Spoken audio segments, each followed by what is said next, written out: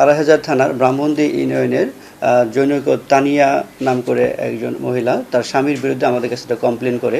তার স্বামী হচ্ছে মাজহারুল ইসলাম, তাদের সাথে 12 বছর পূর্বে বিবাহ হয় এবং তাদের ঘরে 2 সন্তান আছে, 2 ছেলে, 6 বছর বয়স এবং 2 বছর বয়স। কিন্তু তার স্বামী হচ্ছে অনলাইন জুয়াতে আসক্ত। সে বিভিন্ন কারণে তার যে টাকা পয়সা আছে সে টাকা দিয়ে অনলাইন জুয়া খেলে থাকে। এইটা তার বউ যখন জানতে পারে তাকে বিভিন্নভাবে না করে, কিন্তু সে মানে না। সে অনলাইন জুয়াটা চালিয়ে যায় এবং এই টাকার জন্য তার নিজের ছেলেদেরকে এবং তার বউকে অত্যাচার করে। যে কারণে তার বউ বিগত 9 তারিখে 9 জুন তার শ্বশুরবাড়ি স্বামীর বাড়ি থেকে তার নিজ বাড়িতে চলে যায়। কিন্তু এই মাজহারুল ইসলাম টাকার জন্য সে তার শ্বশুরবাড়িতে যেয়ে তার স্ত্রীকে গলা চেপে ধরে এবং তাকে বলে তাকে 1 লক্ষ টাকা দিতে হবে, না দিলে তাকে মেরে ফেলবে। এই ঘটনার প্রেক্ষিতে আমাদের আড়াইহাজার থানায় একটি মামলা রুজু হয়েছে। আমরা মামলা রুজু পাওয়ার পরে আসামিকে গ্রেপ্তার করতে সক্ষম হয়েছি এবং তাকে আমরা জেল হাজতে প্রেরণ করেছি। আমরা অতি শীঘ্রই মামলার তদন্ত রিপোর্ট শেষ করে চার্জশিট দাখিল করব।